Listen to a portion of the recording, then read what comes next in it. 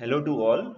I am Mahendra Rotela. I am a PhD candidate at Indian Institute of Science, Bangalore. I have recently completed my 2 years at IISc. I am presenting a work on delamination detection in aerospace composite panels using convolutional autoencoders.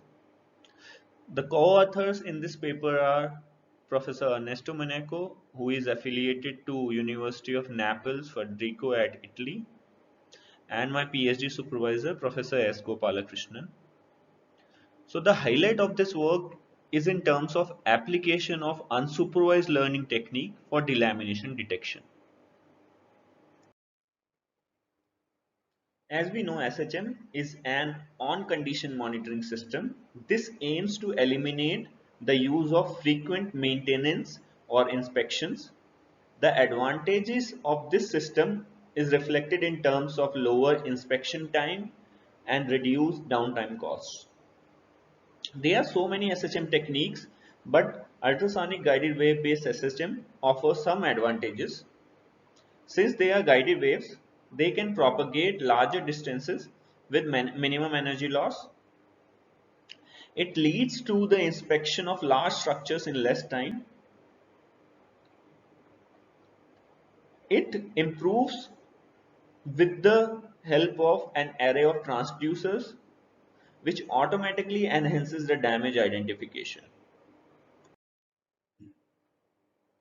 In recent years, there is an increase in solving SHM problem with supervised learning techniques like deep learning. However, supervised learning demands a well-established, labeled, and balanced dataset, which may not be always available for damage identification in aerospace structures.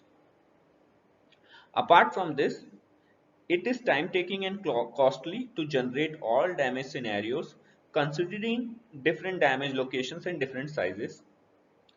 So there is a need for unsupervised learning algorithm, and one of which is autoencoders. So what is an autoencoder? It is basically a neural network based approach that is trained to learn an approximation of inputs using feature learning to capture underlying distribution. In autoencoder, input or modulated input acts like labels. So some people call this as self-supervised learning and people call it unsupervised also.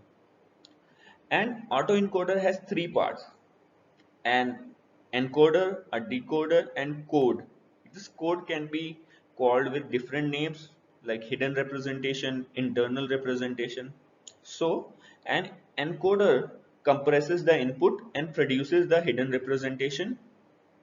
A decoder then reconstructs the input from the code. This slide discusses about the mathematical framework of a basic autoencoder. So, as mentioned earlier, an encoder maps d-dimensional input space to d-dimensional hidden representation. This is the formulation where h is the hidden representation of or code, f is a nonlinear function of weight, bias, and input, similar to a neural network. A decoder is used to transform d-dimensional hidden representation to d-dimensional reconstructed input. So the mathematics is like this, where R is the output, which is basically a reconstructed input. G is another function. W dash and B dash are new sets of weight and biases, and H is the hidden representation. The objective of the training process is to come up with optimum set of weights and biases for both encoder and decoder. The cost function is based on reconstruction error, which need to be minimized. A convolutional autoencoder has convolution layers in encoder and decoder instead of a fully connected layers. It gives advantages in terms of parameter sharing and sparse connectivity, which leads to better feature learning in less computational time. In this slide, we'll discuss about the strategy of how to use convolutional autoencoder for delamination detection. In training phase, the reconstruction error is collected for all training examples. Based on the reconstruction error, a threshold is defined. So we have used 99th percentile of the distribution for that. Now in the testing phase, test set is passed through the trained network, and if mean square error is greater than the threshold, then we call this as anomaly, or else we'll call it as a normal signal. The experimental process is discussed here. These experiments are performed at University of Naples under the supervision of Professor Ernesto. A typical wing composite panel is shown in the figure in the form of a schematic. Two rams are connecting three bays of 6 mm thickness, 8 mm thickness and 10 mm thickness. Each bay is considered as an independent structure and no wave interference phenomena is observed between them. 13 PZT transducers are arranged in a circular manner and excited in a round robin fashion. The excitation signal is a A0 tone burst mode with 4.5 cycles and central frequency of 60 kHz with 80-volt peak to peak amplitude. The structure is impacted with 85 joules energy using a drop test, and the delaminations are confirmed via C-scans. 156 actuator sensor signals are collected for both intact and damaged structure. 10 repetitions are performed to ensure repeatability so that an overall datasets of 1560 signals for intact and baseline are collected. One important thing to note down here is that even we have a balanced dataset, means 1560 signals are available for both intact and damaged structure, but still we want to demonstrate the proof of the concept of unsupervised learning based anomaly detection. In our future work, we'll expand this research area more. Once data is collected, some necessary steps need to be performed. First, signal filtering and then signal visualization. We have implemented a Butterworth filter of order 3 to filter out the responses.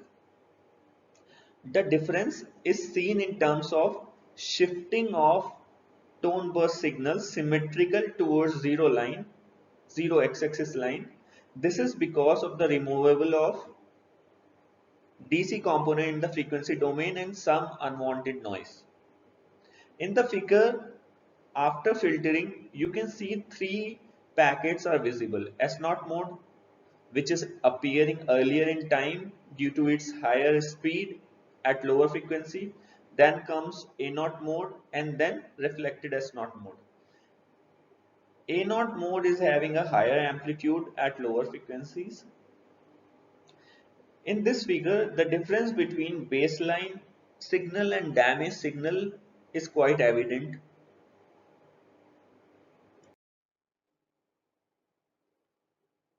So we have converted time series 1D representation into 2D representation using a time frequency analysis. We have used continuous wavelet transform for that.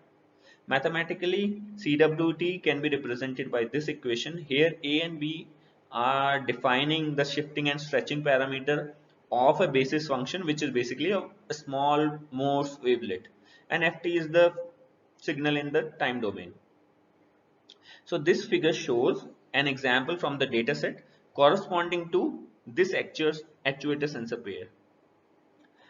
So this is the baseline signal and this is the CWT of damage signal. You can see a large difference between both of them, but it may not be evident for other sensor actuator pairs. So here we have highlighted the difference, higher difference, to make it for the visualization purpose.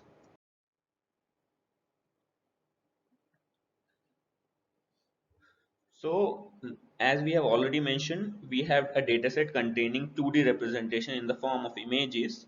We will only use, as we have already mentioned, we will only use baseline dataset for training purpose. So we have 1560 2D images in the baseline dataset, which can be randomly split into two parts. Here 156 images acts in a baseline set, acts like a baseline set.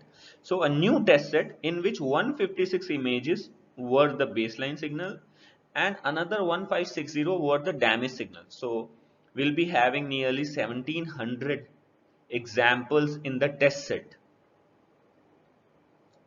So we have trained a convolutional autoencoder with this architecture. It has leaky ReLU activation functions in it, and other parameters are also shown. So we have generated all the codes on Python with Keras APIs. The entire training process is performed on this machine.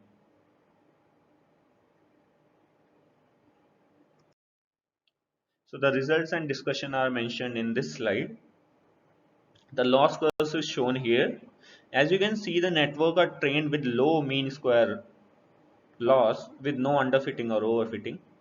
The results of the training phase is shown with the help of this confusion matrix. As you can see, all the baseline signals which were undamaged are classified as undamaged, whereas out of 150 unhealthy signals, 1171 are classified as unhealthy, whereas there are some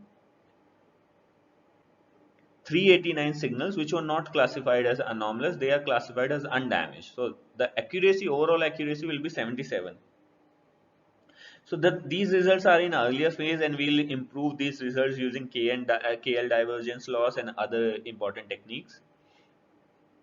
So one important thing to note down here is we are using individual signals in the test set, but as you know, in an experiment where we have a circular array or any kind of array, we'll be having a lot of signals coming at a single time. So if we are using all these signals and feeding over here, so automatically the accuracy will improve. So let's come to the conclusion of this work and the sum of the future scopes. We have implemented a convolution autoencoder based anomaly detection algorithm. We have seen a lower mean square error and low mean absolute error and a higher R square value. This methodology works very good when we have an unbalanced and unlabeled dataset.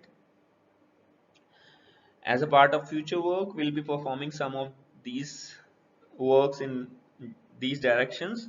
Additional sparse frameworks for better accuracy and learning ability. We have to implement uh, a time history dataset. We'll be having time history dataset and we'll compare the results with time frequency dataset. Right now we have implemented time frequency dataset and performed anomaly detection. We'll be using a time history dataset and then we'll be comparing whether there is a advantage of using time frequency dataset. Apart from that, we'll be comparing the accuracy of convolution at autoencoder with existing ML techniques like KNN and support vector machine. So thanks a lot for listening.